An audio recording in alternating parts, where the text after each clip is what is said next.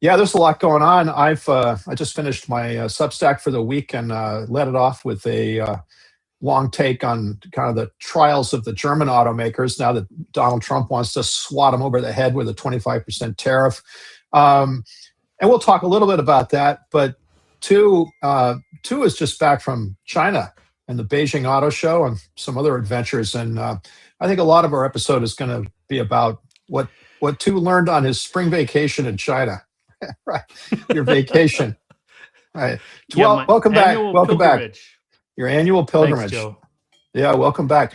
Look, there's a lot. I mean, I know, because you've been writing about it, talking about it. There's a lot to cover. Let's start with just the Beijing Motor Show, the show, and and the events around the show. What were some of your takeaways about what's going on? What was going on at the show? What the Chinese automakers were showing, what the Western automakers had, if anything. And then we'll go from there. But let's just talk about, like, if I went to the show, what would my takeaways be? What did you see? So let me start by saying before the show, there's some shows. Yeah, there's the show, and then there's the show, right? Yes. So many brands have individual events in order to unveil and not share the spotlight. So Right. companies like CATL, Cadillac, Xpeng, Neo, they all had pre-events before Friday being media day and then Saturday being media and industry day, where they have the 20-minute booth media press events that you're used to, chasing around, traveling around. Yeah. And so my China day started in Pudong Airport in Shanghai, where I effectively had a 4-hour layover before I got on a plane to get to Guangzhou for an Xpeng event, which they were inviting media and analysts, international media and analysts. And we saw some KOLs from YouTube. We saw Steve Levine from The Information, friend of the show, friend of ours. And so they really, really wanted to show off their shiny new toy, the Guangzhou headquarters that they had just rebuilt or just built, but also talk about how they've leaned into technology. They're a technology group now. And so officially they changed their name from Xpeng Motors, I want to say, in Chinese, to Xpeng Group. So I equate that to, remember back when from Apple went from Apple Computer to Apple Inc.? Apple Inc. Think of that. Yeah. Okay. Yeah. Now, will Xpeng have the luck of having that same trajectory as Apple did once it changed its name? I don't know. If you'd asked me in 2011 if Apple was going to be the Apple we know today, I'd have said I don't think so. Right? So yeah, exactly. Yeah. So highlights from the Xpeng trip, and I was only there a day, and I flew right back to Beijing the next day. They showed off their eVTOL. They showed their eVTOL factory. They showed their humanoids off. They showed their humanoid factory. And, we just got a tour of the new facility, and this is in Guangzhou. So Guangzhou is about an hour and a half north, high-speed rail train ride from Shenzhen. So, and that's China. by itself. Just to stop you, that's sort of China's Silicon Valley, or one of them. It's more than one, I guess. Guangzhou is on the outskirts, because what they call Shenzhen is the Greater Bay Area, because there's a bay between Hong Kong and Shenzhen. And so they generally call that the GBA, or the Greater Bay Area, with Guangzhou kind of being an extension of that a little bit. Okay. And then everything impressive, right? And they also wanted to highlight their VLA 2.0, which is their new platform for intelligent driving and artificial intelligence, and what they're incorporating into their vehicles now for their new system. And the system is robust enough where it can integrate the eVTOL, it can integrate the humanoids into one system, okay? Whereas a lot of companies will use disparate systems to try to Frankenstein them together. But we know that when you duct tape a bunch of different software together, there's a lot of bugs, or the potential for a lot of bugs. Yeah. And so they really wanted to lean into that or communicate to us that they're this new company. Okay. Can I stop you just for 1 second there? So, humanoid robots, Tesla talks about that, but they don't seem to have a factory. I mean, they're building the factory, but they don't have it up and running. I don't think Tesla talks a lot about, I call them flying cars, but eVTOLs, flying things. But other companies do. I mean, did you feel like, look, this is not just happy talk, that this company, has the goods, that they have functioning, a functioning factory to build humanoids? They have eVTOLs that actually work, or does it still sort of seem like beta, beta kind of stuff, or vaporous? So that's an interesting question, Joe, because let me start by saying, do they have the ambition? And it was obvious from being down there, from having all these international media and analysts and KOLs, because that wasn't cheap for them. Okay. No. And so they are willing and ready to openly communicate that this is who they are. This is their future. Okay. So that answers the ambition part. Now, part of it is, do they have the capital? Do they have the ability, management wise and technical capabilities, to make this happen? One of the things that is a difference maker between XPeng and the rest of the companies that are playing in this technology space is that they demoed an eVTOL in their parking structure on their facility to everyone. Okay. So there's a gaggle of there's probably four bus loads, shifts of bus that moved everybody around at different points in time. And so they showed us the facility, the manufacturing facility, where they're going to build these eVTOLs, where they're going to build that land aircraft carrier that fits in, that the eVTOL fits into the back of. They've told us they have thousands of orders for it, but we're a little bit iffy on pricing details. Okay. And we have to take eVTOL with a grain of salt, because we know traditional FAA means that there are at least half a dozen approvals that need to be made if you're going to be flying something over a set, height or altitude. Okay. And this is where the technology clearly leads the policy. And if I'm being frank and honest, this is more for export, because China really controls the air quite tightly. Yeah, I mean, and not unlike the United States, as you said, the FAA in the United States is pretty, and they have good reason to be. I mean, so these eVTOLs, these are for carrying people, or for carrying packages, or maybe both. I'm just trying to get a sense of scale versus what people think of when they think drone. So the eVTOL that they showed us a demo of fits 2 people, a pilot and another person. So it's for people. That being said, that was a little bit performative. And again, this is a personal eVTOL, because it comes with a land aircraft carrier, which is basically a Suburban on steroids with a pickup bed, a covered pickup bed that the eVTOL folds into and fits into quite neatly. Okay. So, but part of the new headquarters was this huge hall once you enter the main building, of electric vehicles with propellers. We're talking Joby type of eVTOLs as well, with multiple propellers that could fit 4 to 6 people. Okay, so their ambitions are not insignificant. And the theme of we're a technology company, let me get back to that once we get to discussing the Beijing Auto Show, because it's really important how I see a lot of the differences between the Chinese and some of the companies that are trying to break into a lot of that stuff here and in the West in general, is that the competition in China is intense, even in the eVTOL space. Okay? Oh, sure. So things need to happen. Things need to happen, or you will be overtaken.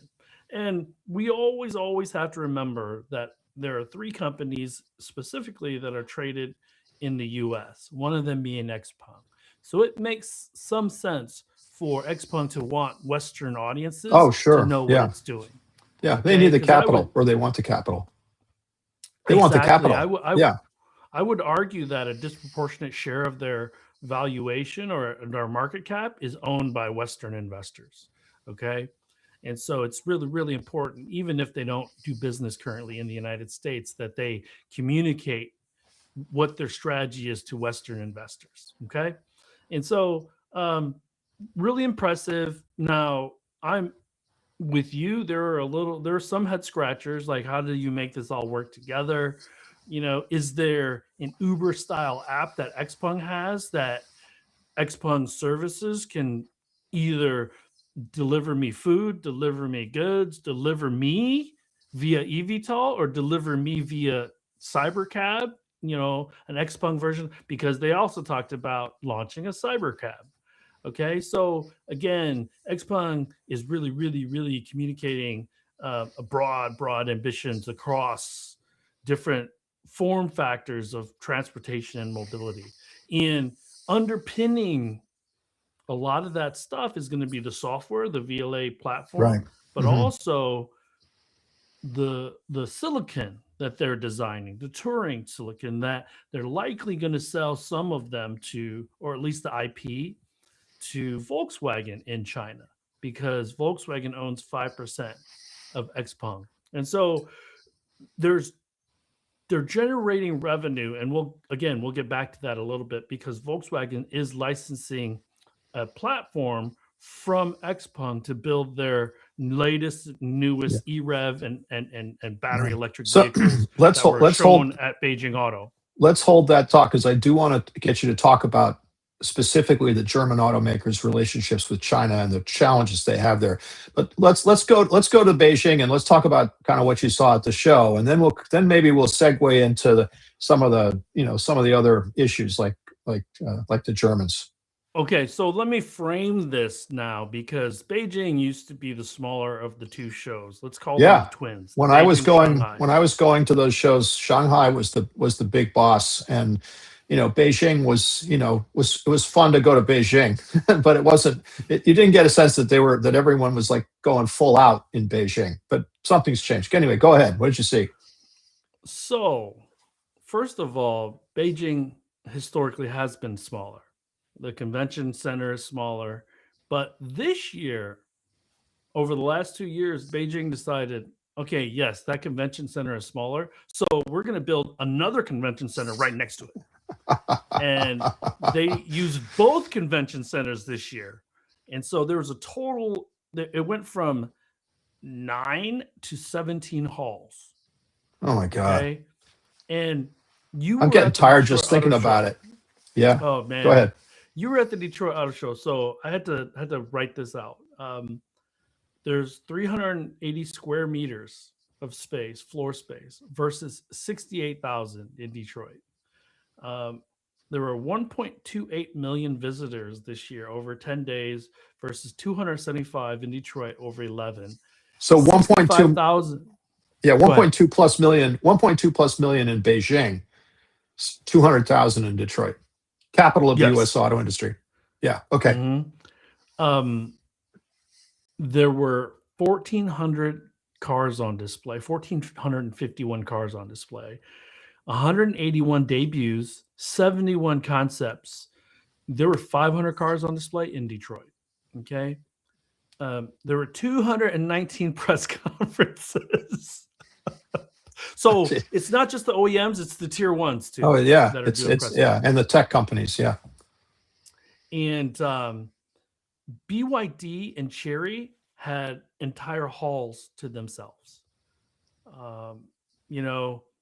The foreign automakers also participated in a fairly big to medium way. Volkswagen Group, Porsche, Cadillac, Ford, Peugeot, Citroen was there. Mercedes. Mercedes was there. BMW had a large presence. But yeah, in my friend Alex had posted on LinkedIn, I think an easy way to relate it to our audience, or some of our audience, the ones in Michigan. Think of the Detroit Auto Show from the late 90s when I was a kid. It was the coolest thing. Oh yeah. GM employees, you could go into the employee center and get a free drink or something like that. And the GM booths, the Ford booths were extravagant. Okay. That's how it is in their Yeah. debuts, And that is their not how it is. unveils. Yeah, and that's not how it is in Detroit anymore. I remember working at the late '90s Detroit auto shows, and it's exactly as you say. It was opulent. Audi would bring over a chef from Germany to make fancy sausages for breakfast at a kitchen they had there. Mercedes, BMW had these huge presences. Anyway, that's all gone, but it's still happening at the Chinese shows, and And yeah. it was one of the reasons I decided to get into automotive, because I was a high school, college age kid, and this was the coolest thing. Hey, you know what? I get access because my dad's an employee or my sister's an employee, so I get more benefits than the regular visitors here. Mhm. That's the cool thing. And and it was exciting to be a part of the Detroit Auto Show in the 90s. Yeah. That's how it is. That's how it is in Beijing right and, now. and that's what I remember when I would go to those shows, and even in the 2000s before the pandemic, that actually had flipped. But I mean, from afar, and I want you to kind of comment on this from afar, reading what you had to say, live from the show, reading what other people were writing out of the show. My sense was that this Beijing show was very much underscoring the idea that, and I wrote this in last week's rodeo, underscoring the idea that, look, we, China, the Chinese auto industry, we are the future. We own the future. The race is over. We've got this. And now we're going to sort out the details, and we're going to sort out, who among the dozens and dozens of Chinese companies that you talked about is going to kind of make it through certain gates. Um, I, I got two things. One is I want to kind of ask you in terms of the types of vehicles that you saw the Chinese putting forward.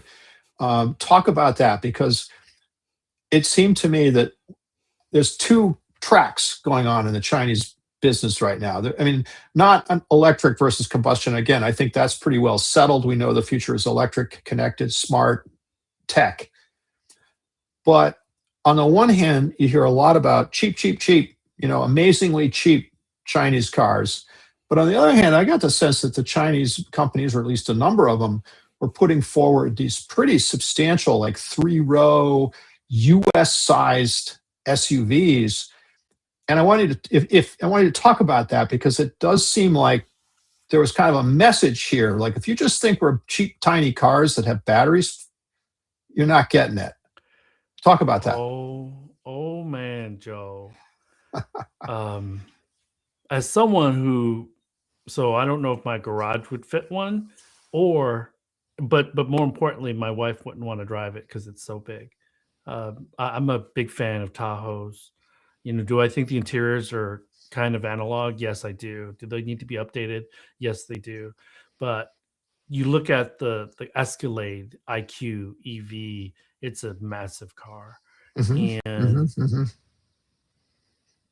these Chinese large SUVs, and anytime you see an 8 or a 9 in the name, that's the flagship. Yeah. Okay. Yeah. And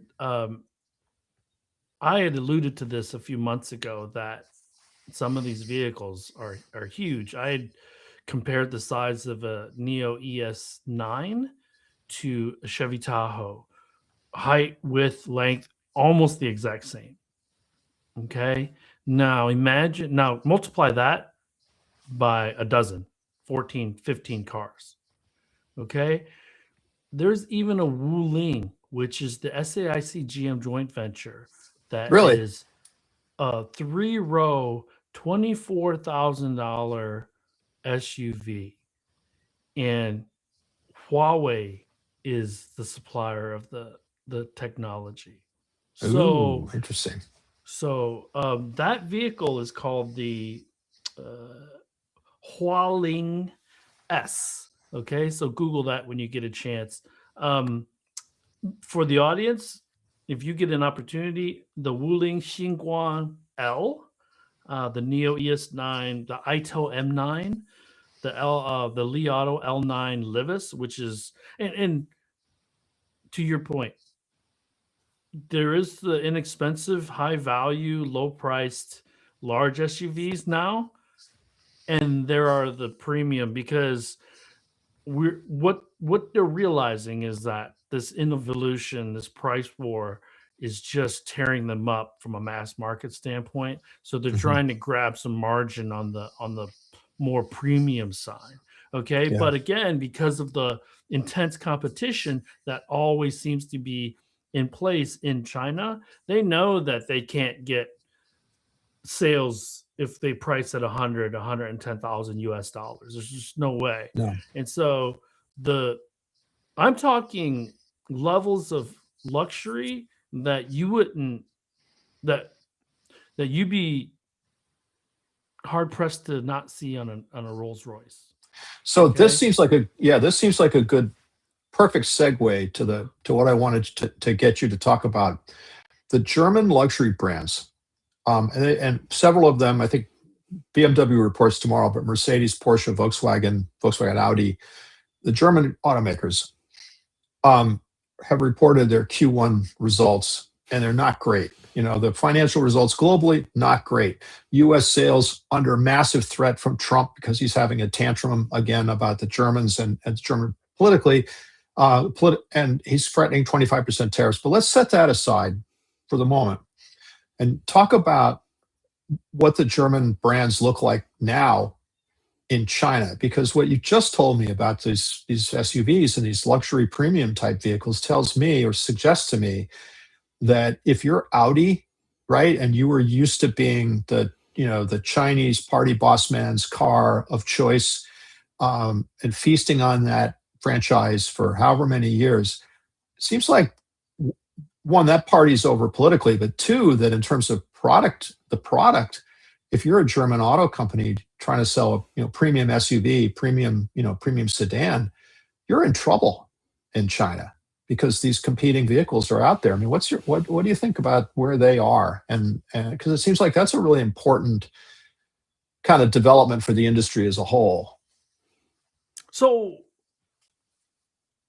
the European legacies, and I talked about Wuling, right? So GM indirectly, they now know that their survival, and I'm not talking thriving, I'm just talking the relevance in the market, in China specifically, is tied to local partnerships. Yeah.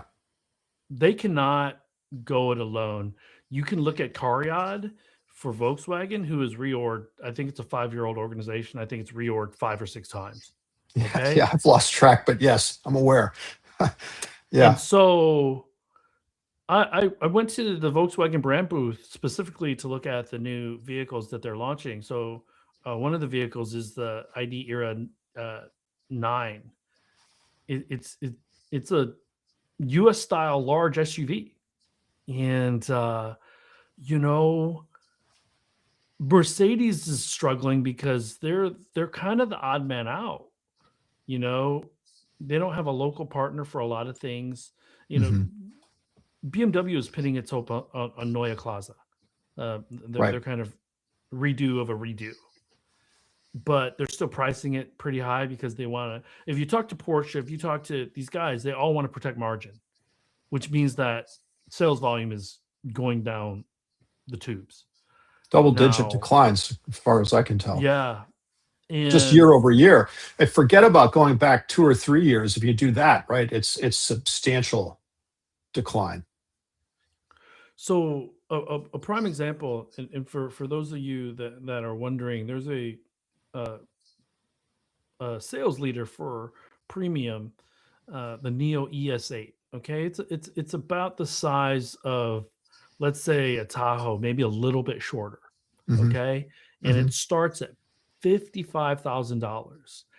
The captain's passenger, the second row captain's chairs, recline, massage. There are foot rests. There's screens. $55,000, and it has the Clear Motion the champagne glasses on the hood. Oh yeah. Over bumps. It has the clear motion suspension, and it battery swaps. But like, how can Mercedes compete against that? Compete with that? Because Joe, I know you've been in hundreds of vehicles. You'd be like, holy cow, the fit and finish, the premium feel, the amenities. It's not even features, Joe, it's amenities, right? Well, yeah, I'm talking next level. Yeah, and also and I was talking with someone in the industry today, saying that the Chinese, the best of the Chinese companies, the ones that have the most robust partnerships with some of the mobile phone operators in China, have got, and you're going to talk about this, I know, but have got at least semi-automated driving and sort of awareness of the environment around the car. They are tied into all the data that's coming from the mobile phone networks, which are vast and omnipresent, and they're integrating that with software in ways that if you're in the West, you've just not seen. And you're right. I mean, it seems like these Western companies, are they're up against something really formidable now when it comes to the best of the Chinese companies in terms of tech integration and features and capability. So I've been a busy man on the media front. A lot of media outlets have contacted me over the last couple of weeks, and I was able to cram a week back home in between trips to San Francisco and China. And I say China because I was in Guangzhou, Beijing, and Shanghai. I spent one night in Huai'an in between. So we took a car from Beijing to Shanghai, spent the night in Huai'an, and then drove the rest of the way to Shanghai, or rode the rest of the way. I'll tell you about that in a little bit. But Joe, and this is specific to us being Michiganders, the future is happening in San Francisco and in China. And we're arguing about, I don't know what we're arguing about, to be honest with you, because the change I feel we need to make, these conversations, that we're not even having these conversations. People are still asking me, oh, what about this and what about this? And it's just like, you know what? We're doing the best we can to inform everyone. But if we're not even talking about the relevant things or the things that are important, I just don't know. And again, this is Michigan. I'm not talking the United States. I'm talking Michigan specifically. And the crazy thing is, we know really smart people, and we know that they're talking about it. But it's not being talked about in the media. It's not being. And one of the things that I want to hammer home is that, and I'd love your take on this, because you have your ear, you have your sources, you talk to people. Back in the day, when disruption was happening, you would hear about arguments among management team members. You would hear knockdown, drag out. I'm not hearing that in at GM. I'm not hearing that at Ford. We know Doug Field left, but like, if there's kumbaya moments happening at these companies, especially after they've written $20 billion write-down checks, they're not disrupting themselves enough. Because you should be having knockdown, drag out arguments, and that should be kind of leaking out to the public, to the media. And just quickly, we'll come back. I want to hear about your road trip, but I'll just react to that. I mean, I don't doubt. I mean, and you do hear this, maybe more from, honestly, I've heard it more from suppliers than I've heard from OEMs, but I think the OEMs, the OEM executives, with the notable exception of Jim Farley at Ford, the OEM executives, have a different imperative, which is in the face of tariff cost disruption, the Iran war, Straits of Hormuz disrupt, gas price disruption. Yes, the $20+ billion write-downs of EV programs that have been just tossed in the trash at enormous cost. There's an imperative or an incentive to try to send the message, look, everything is fine. The Q1 calls, especially from GM, but also to a certain extent from Ford, we're like, look, we've got this. We're getting our tariff refunds. Isn't that exciting? Well, here's the thing: the tariff refunds aren't going to offset the full cost of the tariffs that are going to still be there. So I do think that in the U.S. you had to sort of washing of the hands, dusting off of the EV program, upon a bubble, if you will. So much for that. Screw it. We're going to invest in truck capacity. Like GM spending, some close to $1 billion for a new generation of V8 engines, right? That seems to be the discussion. Is like, look, screw it. We're gonna figure out how to make money. We've lost all this money on EVs. We can't keep doing that. We're going to focus on what we know how to do, which is the tariff protected large pickup truck franchises. We're going to protect those, build those, profit from those, and we'll figure it out later. And I know that's oversimplifying. And I know, again, Jim Farley does talk about this a lot. Like, look, we know we have to compete with the Chinese, but you don't see the wholesale, I think what you're talking about, the wholesale, holy crap. I think you made you made an important point way back at the beginning of this conversation about how the people at XPeng live in an environment of hyper competition that's in their face every single day, right? When they go out and walk around and look in them, look outside the window, they know that Xiaomi and Geely and BYD and all these other companies in China are coming for them. So it's 996, right? Or 1010-8 or whatever the heck it is. They know that. And if you're in the Detroit, you think, well, heck, everything's fine. Except for the $4.99 a gallon gas, that sucks. But, hey, pickup trucks are selling, except that, oops, they're not. Anyway, so I do think that there's what you see out your window tends to affect how you think. I agree. Even if you are a highly informed, highly intelligent executive of a global company, better. But what you see out your window affects how you think.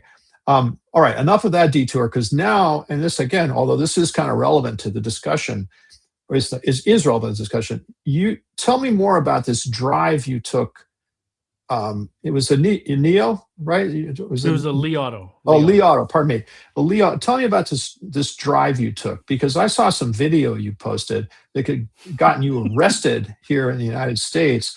You're sitting there with your hands off the wheel, chatting with your other podcast partner about this. You're doing a podcast from behind the wheel, and you're not even you got your hands off the wheel.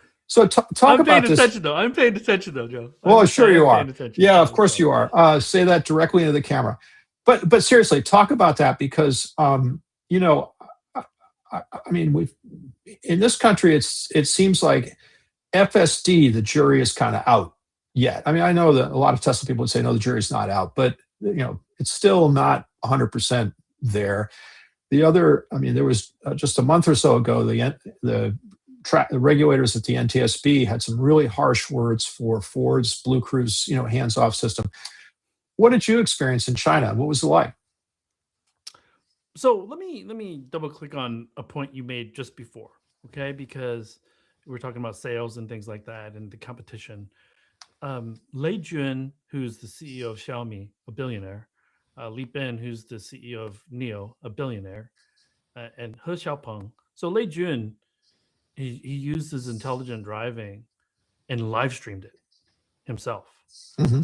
And these CEOs, they go online and live stream. Now, some of that is cultural, but part of that is because of the competition, part of that because they care about their companies. But could you imagine Mary or Jim Farley live streaming behind the wheel as they're driving or utilizing their own technology? But this is the type of grassroots, I'll stick up for Jim Farley. I think Jim Farley would do it. I think Jim would do it. Because he's got a podcast. He's out there. Yeah, he's out there. I think he would. I think he would do it. I'm not sure that Mary would do it. I think if she sees this and sees that I'm saying she wouldn't do it, she'll go do it just to prove me wrong, which would be a lot of fun.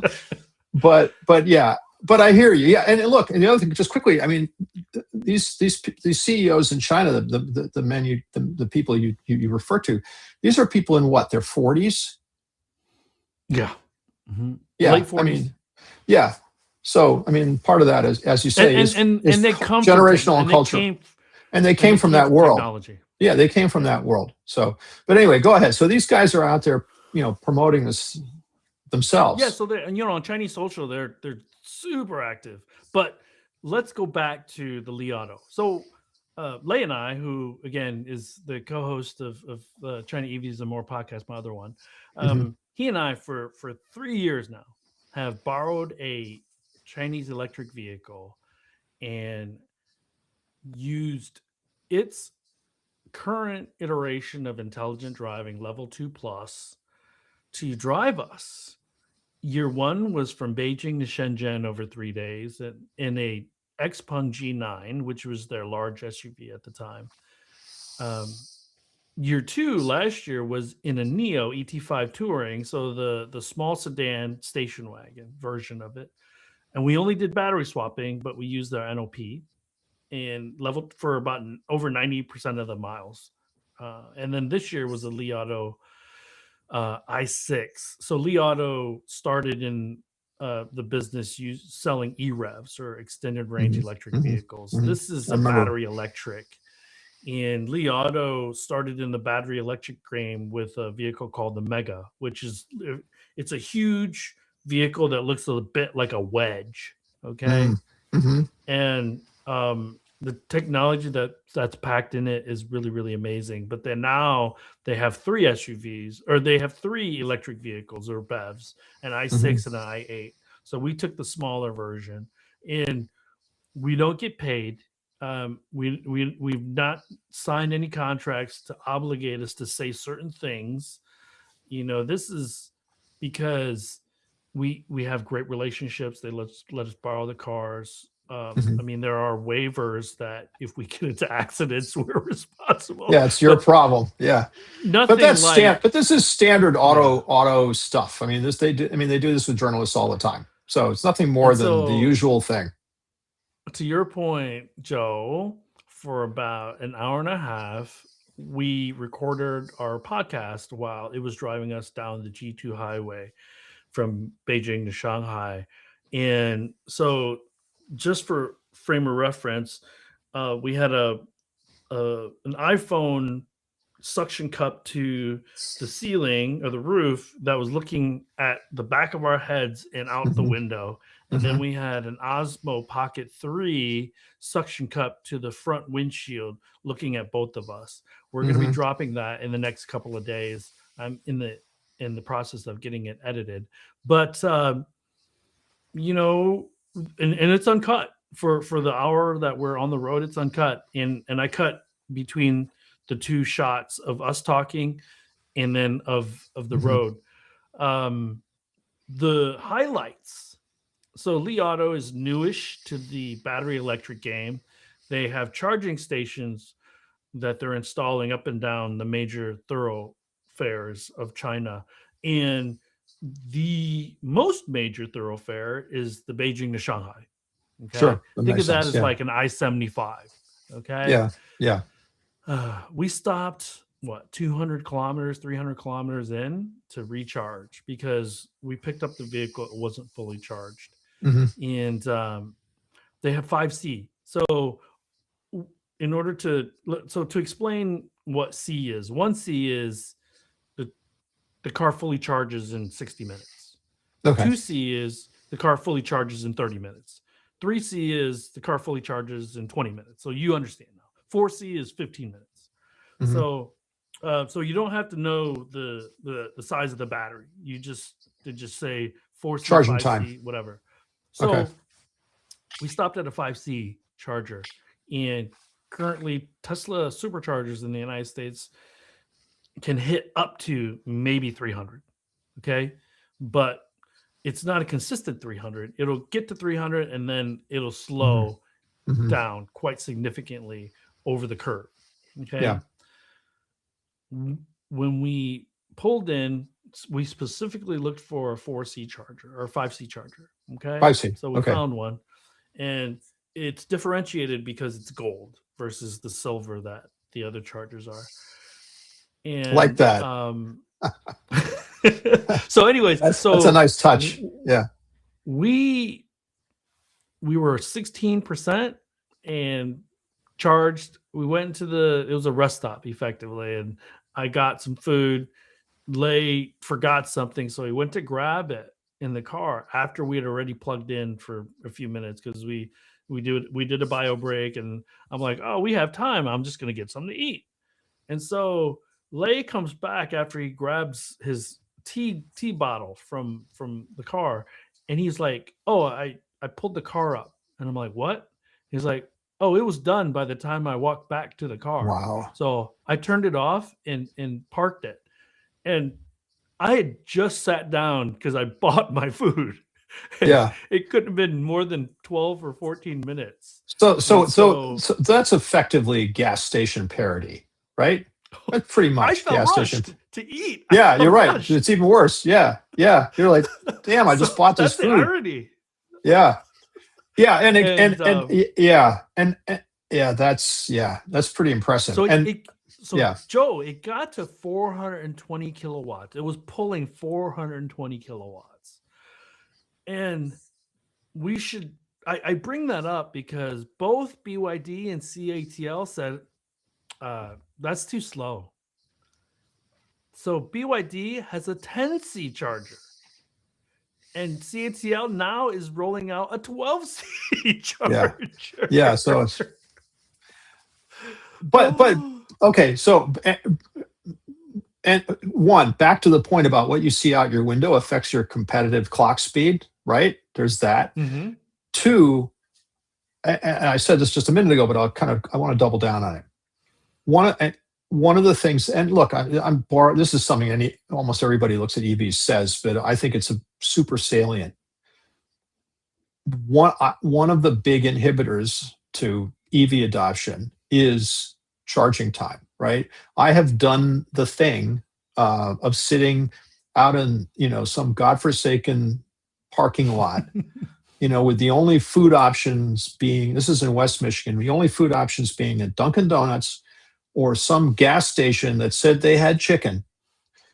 And, it was pretty easy. Dunkin' Donuts, because you don't know. Cooked by the gasoline. Cooked by the attendant, right. And you go on Google Maps and you see no reviews for the chicken. None. And you're like, okay, so this is an easy choice. We're going to go have a donut at 10 o'clock at night or 9 o'clock at night. Point being, we had to sit there for 45 minutes. And I think it's a huge inhibitor to people adopting EVs.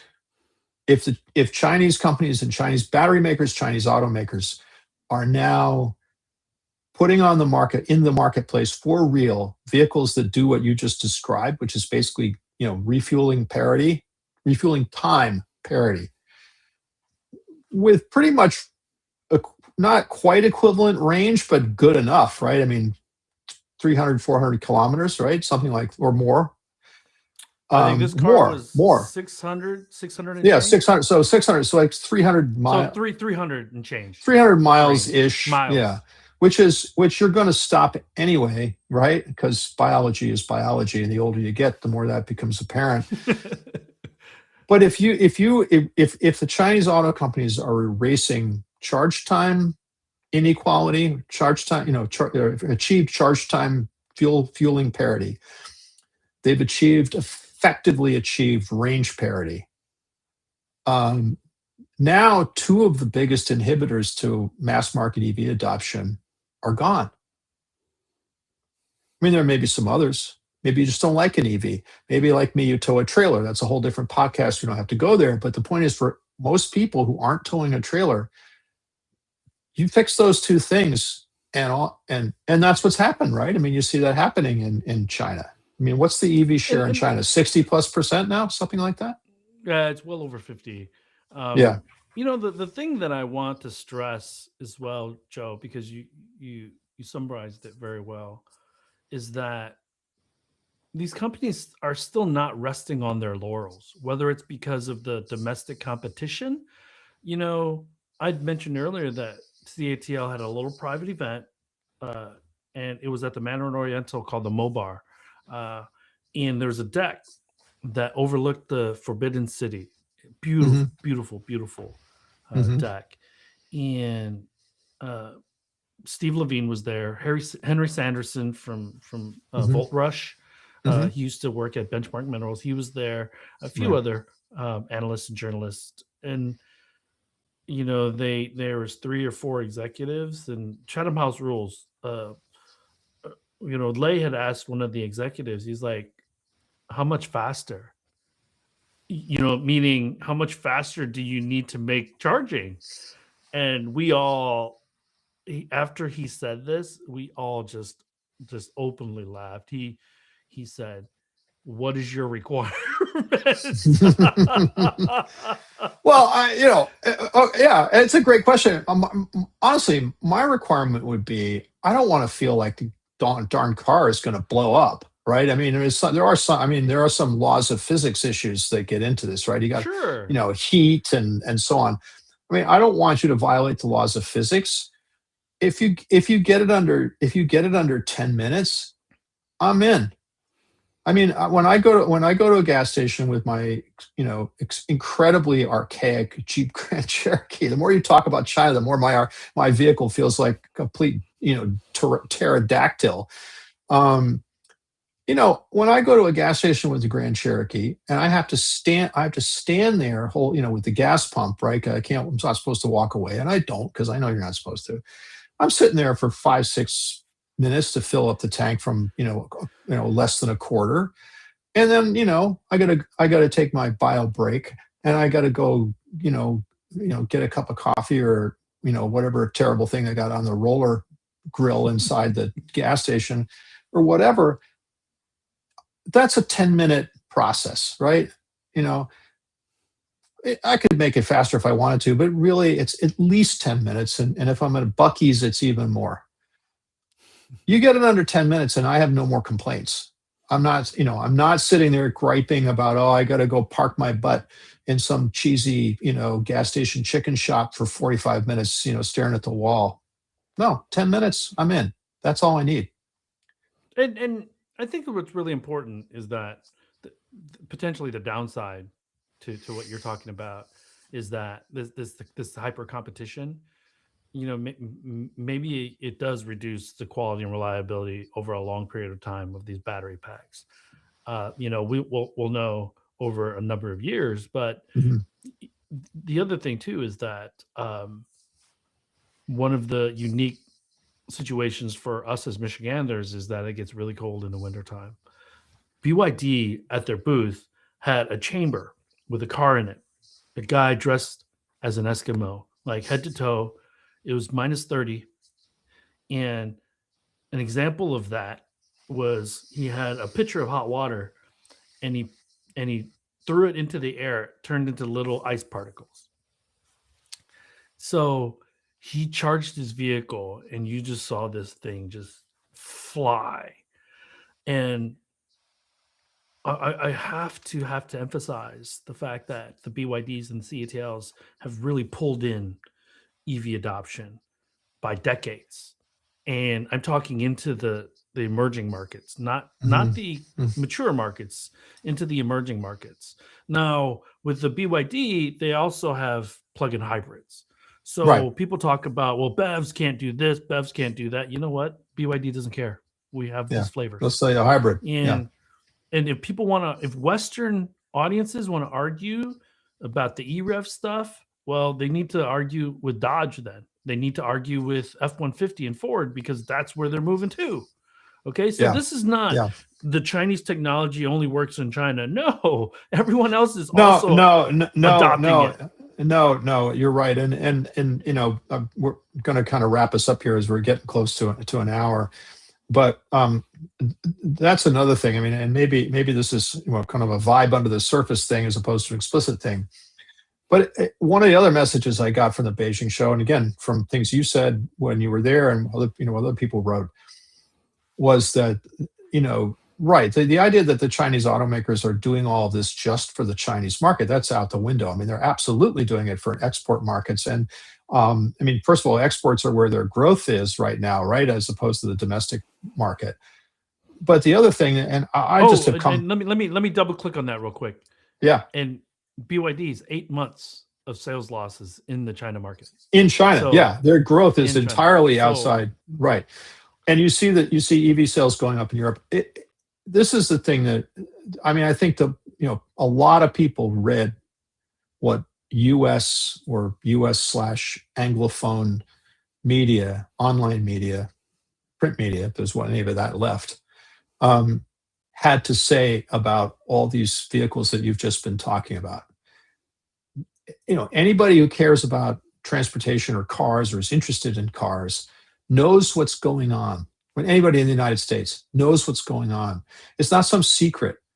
And I do wonder, if the U.S. market kind of does a circle back toward V8 in the front, rear drive in the back, kind of technology, whether a significant chunk of the would-be buyer community is going to say, wait a minute, we know that there are cooler, cleaner, better equipped, better technology, more relevant technology. We know those vehicles exist. Why can't we have them?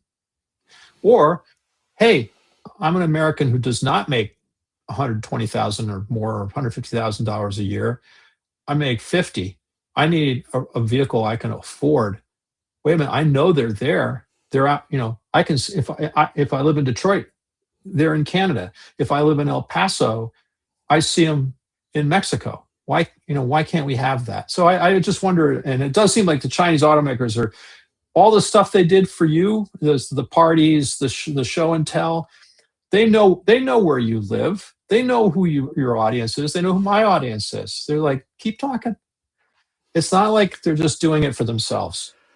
And to hammer that home, Joe, there are only 2 markets for large SUVs.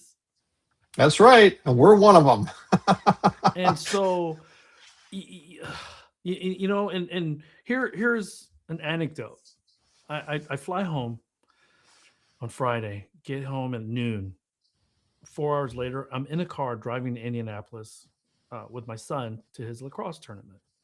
And of course, he's in the passenger seat. And I'm like, okay, we need to get gas. Find me a Costco.